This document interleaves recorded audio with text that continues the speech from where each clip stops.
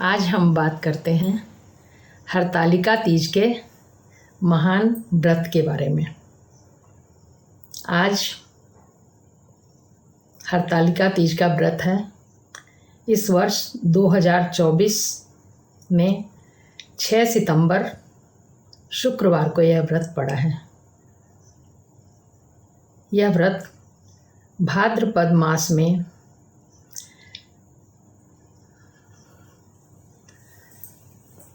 तृतीया शुक्ल तृतीया तिथि जब हस्त नक्षत्र होता है तब यह व्रत हर वर्ष पड़ता है। भारत में यह पर्व पूर्वांचल में और बिहार में ज़्यादा मनाया जाता है। वैसे हमारे देश के सभी राज्यों में और मैं कहूँ विश्व के सभी देशों में भी मनाया जाता है, क्योंकि हमारे देश के बहुत लोग बाहर के देशों में गए हुए हैं। यह व्रत आनंदपूर्वक मनाते हैं श्रद्धा के साथ, और अन्य लोग इस व्रत का आनंद लेते हैं। हरतालिका तीज का व्रत काफ़ी कठिन व्रत है, क्योंकि इस व्रत के दिन सुहागिन स्त्रियां और कुंवारी लड़कियां भी व्रत करती हैं, जो सुबह से रात तक, व्रत के दिन सुबह से रात तक और रात से फिर सुबह तक जल भी ग्रहण नहीं करती। भोजन की तो बात ही क्या है। कोई फल फूल मिठाई कुछ भी इसमें नहीं लेना है, पानी की बूंद भी नहीं पीनी है। दूसरे दिन पुनः स्नान करके और पूजन करके तब भगवान को प्रसाद लगाकर उसी प्रसाद में से थोड़ा सा लिया जाता है। इस तरह यह व्रत काफ़ी कठिन है। और जब यह व्रत होता है तो मौसम भी साथ नहीं देता, क्योंकि इस समय पसीने बहुत निकलते हैं, शरीर का पानी बाहर आता रहता है और पानी लिया नहीं जाता है, इसलिए पानी शरीर में घट जाता है, तो व्रती को कमजोरी आ जाती है। इस दिन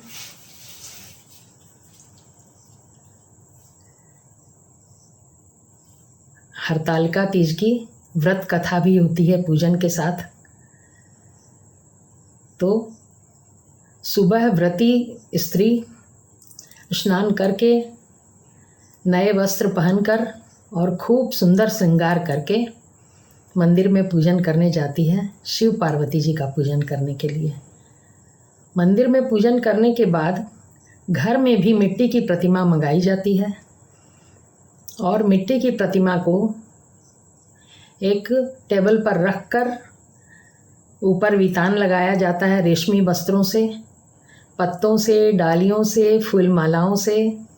मंडप तैयार होता है, केले के खंभे लगाए जाते हैं, खूब सुंदर सजाया जाता है, और उस मंडप में मिट्टी की प्रतिमा को, शिव पार्वती जी को रखा जाता है। इसके बाद षोडशोपचार से पूजन होता है, सब कुछ भगवान को चढ़ाया जाता है। इसमें फल फूल, मिठाइयाँ, अनाज, सुहाग पिटारी, वस्त्र, आभूषण, सब कुछ भगवान को अर्पित किया जाता है। और रात्रि जागरण का विधान होता है। रात में व्रती स्त्रियां जागती हैं, भजन गाना, ढोल मजीरे बजाना, नृत्य का भी कार्यक्रम चल सकता है। कहीं कहीं होता है और कहीं नहीं होता है। तो पूरी रात वो लोग जागती हैं, भजन पूजन करती हैं। फिर सुबह जो है फिर से स्नान करके और भगवान का पूजन किया जाता है, आरती की जाती है, भगवान को पुनः नया प्रसाद चढ़ाया जाता है, और फिर उसी प्रसाद में से थोड़ा प्रसाद व्रती स्त्री लेती है। हरतालिका तीज की जो कथा है उसमें शिव पार्वती जी के विवाह के पूर्व का वह हिस्सा कहा जाता है, जिसमें पार्वती जी के माता पिता उनका विवाह विष्णु भगवान से करने की बात कर रहे थे और पार्वती जी ऐसा चाहती नहीं थी, क्योंकि उन्होंने तो शिव जी का वरण पहले ही कर लिया है, क्योंकि ये पूर्व जन्म की सती ही पार्वती के रूप में हिमाचल के घर, राजा हिमाचल के घर जन्मी है। इसलिए उनका तो सवाल ही नहीं उठता है कि वो विष्णु जी से विवाह करेंगी। वो तो किसी भी तरह से भगवान शिव को विवाह के लिए राजी करना चाहती हैं अपनी तपस्या से, अपनी प्रार्थनाओं से। तो जब विष्णु जी से विवाह की बात आती है तो पार्वती जी घबराकर अपनी सहेली के साथ वन में चली जाती हैं और वन में जाकर गहन तपस्या करती हैं। पहले वह भोजन छोड़ देती हैं, भोजन के बाद वह थोड़े पत्ते वगैरह खा के जीती हैं और भगवान से की तपस्या कर रही हैं, शिव जी को राजी करना चाहती हैं। शिव जी उधर तपस्या में लीन हैं, उनका ध्यान नहीं है पार्वती जी की तरफ। इसके बाद वो पत्ते खाना भी छोड़ देती हैं, फिर थोड़ा जल लेने लगती हैं। इसके बाद कुछ दिन बाद वह जल लेना भी बंद कर देती हैं, जल के बिना ही तपस्या कर रही हैं। जल भी फिर पुनः छोड़ देती हैं वो, फिर वो हवा पीकर ही रहने लगती हैं और उनकी तपस्या कठिन से कठिनतर होती जाती है। तब शिव जी का आसन डोलता है, तब वह जागृत होते हैं और फिर आकर पार्वती जी को आश्वासन देते हैं विवाह का। तब पार्वती जी वन से अपने घर चली जाती है माता पिता के पास। इस व्रत का नाम हरतालिका तीज इसलिए पड़ा क्योंकि पार्वती जी अपनी सहेली के साथ, सखी के साथ वन में जाती हैं। तो कहा गया कि उनकी सखी ने उनका हरण कर लिया और वो वन में ले गई पार्वती जी को। तो हरतालिका, जो हरण करके पार्वती जी को ले गई हैं, इसलिए इनका नाम है, इस व्रत का नाम हरतालिका पड़ा है। फिर वो वापस आ जाती हैं अपने माता पिता के घर और इसी की जिस तरह से जो कड़ा व्रत जो है पार्वती जी करती हैं, उसी व्रत को स्त्रियां करती हैं अपने अखंड सौभाग्य की प्राप्ति के लिए। लड़कियां करती हैं कि उन्हें अच्छा वर मिले और बहुत सी विधवा स्त्रियां भी करती हैं कि उन्हें इस जीवन में तो अखंड सौभाग्य नहीं मिला, किंतु अगले जीवन में, अगले जन्म में पुनः उन्हें अखंड सौभाग्य प्राप्त हो, इस इच्छा से वो भी व्रत करती हैं। काफ़ी सालों बाद यह व्रत करते करते जब वर्षों बीत जाते हैं तो इसका उद्यापन किया जाता है। जिस दिन यह व्रत होता है उस दिन रात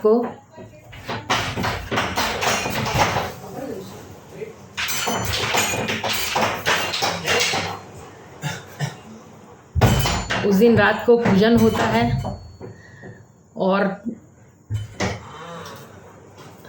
दूसरे दिन जो हम सुहाग पिटारी, वस्त्र, सारी वस्तुएं जो भगवान को अर्पित करते हैं, चढ़ाते हैं, वह किसी ब्राह्मण स्त्री को, सौभाग्यवती स्त्री को या फिर किसी पंडित को दान में दे दिया जाता है। इस तरह व्रत पूर्ण हो जाता है।